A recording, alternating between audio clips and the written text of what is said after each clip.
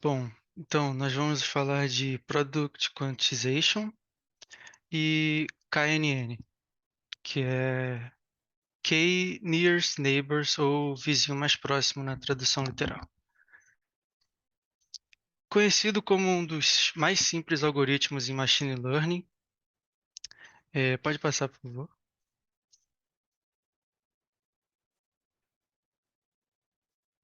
Então, o vizinho mais próximo é, na verdade, algo bem simples. No início, o que a gente quer é, temos aqui o ponto central. Para esse dado ponto, a gente acha todos os k pontos mais próximos, ou seja, na prática, a gente procura recuperar os vizinhos mais próximos, sendo k maior que 1, normalmente, e não apenas o vizinho mais próximo.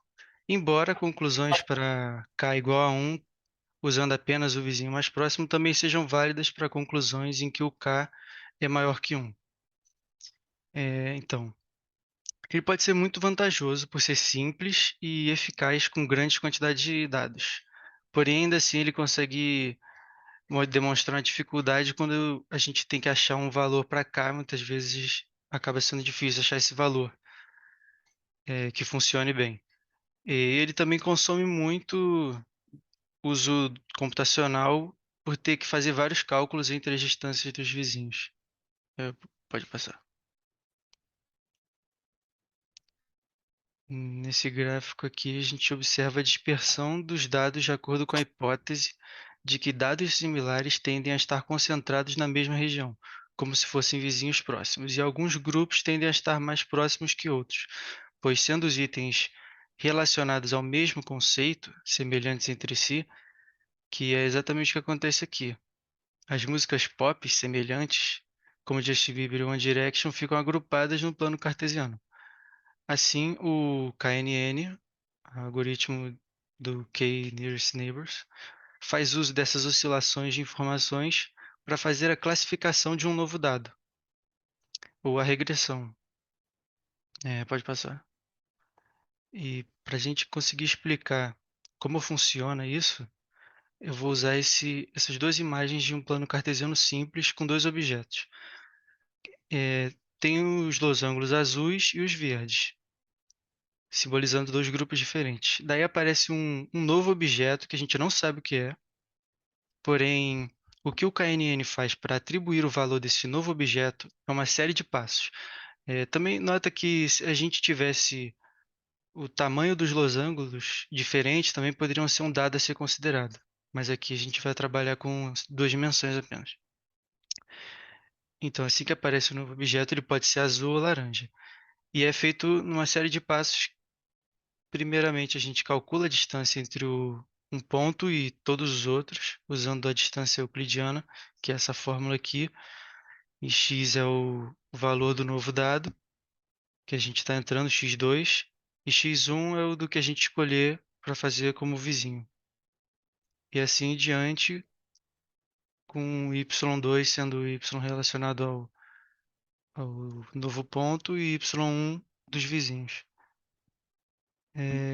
Então, se tivesse mais uma dimensão, a gente colocaria Z2 relacionado à terceira dimensão do novo ponto e Z1 sempre dos vizinhos. E após encontrar a dimensão euclidiana para cada um dos objetos, com esses valores, a gente ordenaria as distâncias de menor para maior para definir qual seria a nova categoria. E para isso a gente teria que definir um valor de K. Como se fosse, por exemplo, 1, ele seria atribuído à categoria de vizinho mais próximo entre todos, provavelmente o azul. Porém, ao lado verde, tem uma quantidade maior de vizinhos próximos. Então, por exemplo, ao usar k igual a 5, veríamos que, por ter uma quantidade maior de vizinhos mais próximos do lado verde, seria atribuído verde. Contudo, não é uma fórmula perfeita. Pode passar, por favor. Para achar o k, né? Não tem uma fórmula exata para achar o k que seria perfeito para cada utilidade. Então, o que a gente costuma fazer ou usar log de n, onde n é o tamanho da base para o tamanho de k, ou k igual a 5, que é um valor que funciona bem. na maioria das vezes. E evitar números pares e números muito baixos, que pode levar a resultados inconsistentes ou um empate, que não seria muito útil e prejudicaria o algoritmo. E agora a próxima parte, quem vai apresentar, se eu não me engano, é o Lucas.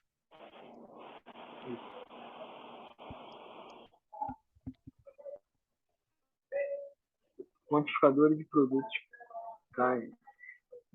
O, pro- o quantificador de produto, um tipo de quantificador, para acelerar a busca aproximada do vizinho mais próximo. Porque, justamente por essa comprimir dados, ele consegue ser muito mais eficiente ao fazer esse trabalho. E é usado em muitos mecanismos, como Facebook, Google. Ainda, apesar de ser mais eficiente do que o visual, ele ainda é uma busca exaustiva e necessita de muita memória.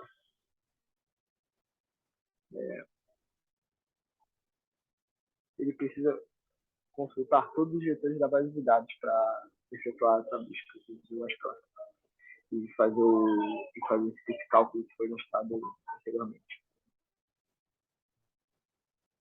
O grande instrumento para fazer essa busca é justamente o cálculo da distância, comprimindo o conjunto de dados. Pode passar.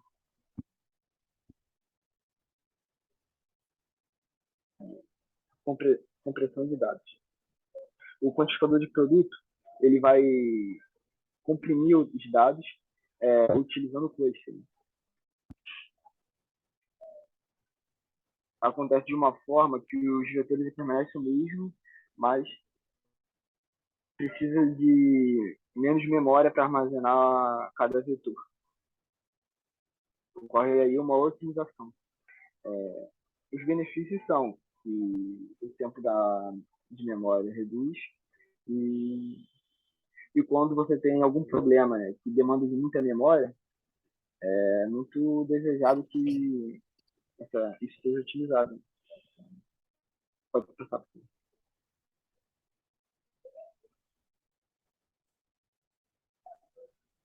Então, aí, aqui o exemplo.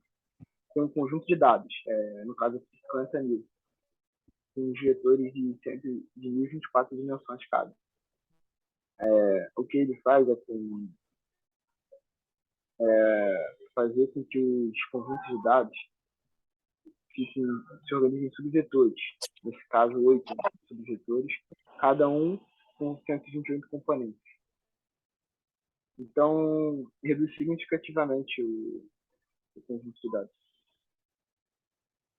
O comprimento, que fica em 8 matrizes de 50 por 50 mil por 128 cada um. Pode passar, por favor.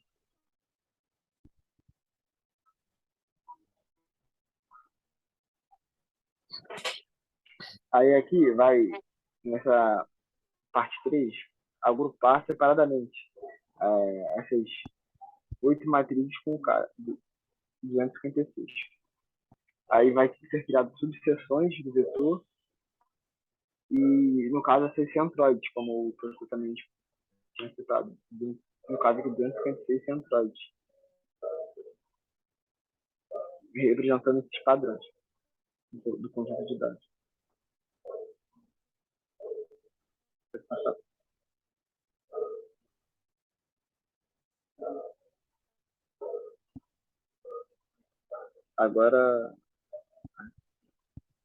Agora pode ir, Nathan.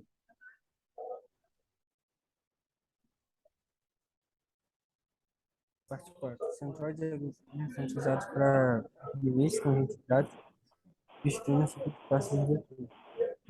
Centroides é mais próximo da distância de L2, dando um vetor diferente do original.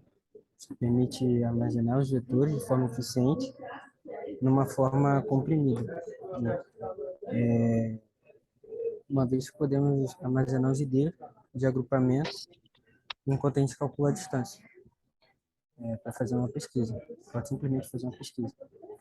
Cada vetor é substituído por uma sequência de 8D de centroides. Como existe apenas 256, só precisamos de 8 bits para armazenar um ID de centroide. Cada vetor, que inicialmente era um vetor de 1024, 32 bits, flutua por 4096 bits, e agora a sequência de 8 inteiros de 8 bits. 8 bits no total por vetor. A busca pelo vizinho mais próximo. Vai continuar sendo uma pesquisa exaustiva, ainda calculando a distância de todos os vetores, depois de ordenar as distâncias, mas vai ser capaz de calcular a distância muito mais eficiente usando apenas pesquisa de tabela e alguma edição. A forma ingênua é de comprimir os vetores do conjunto de dados e calcular a distância de L2, ou seja, reconstruir os vetores através da concatenação de diferentes centroides, mas é ineficiente.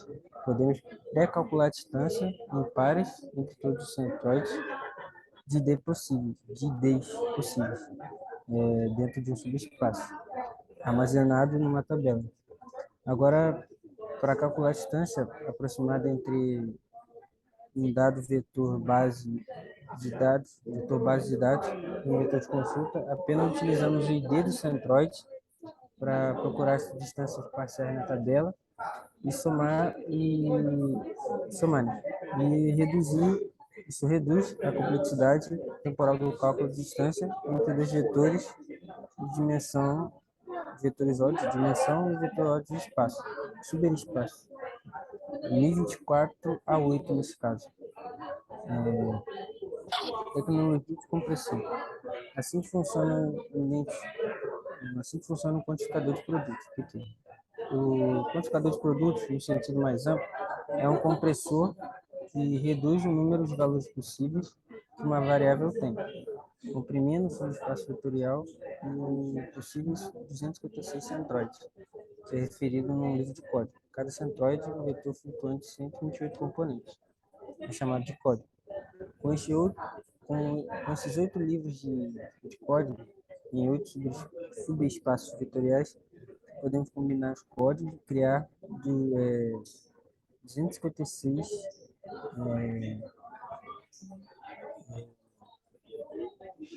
elevado a 8 possíveis vetores.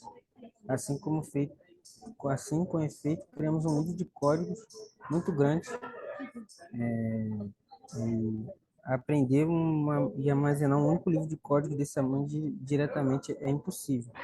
Por isso, essa magia do quantificador de produtos.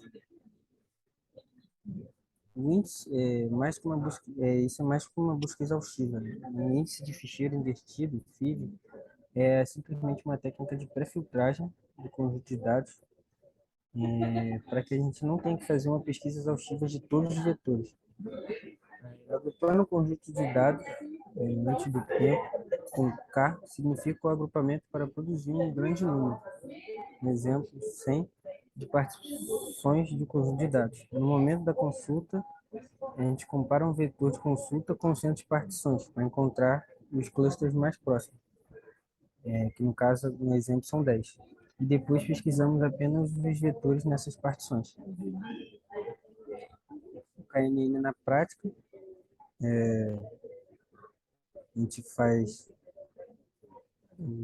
como já tinha dito lá em cima, explicando o KNN, e é isso.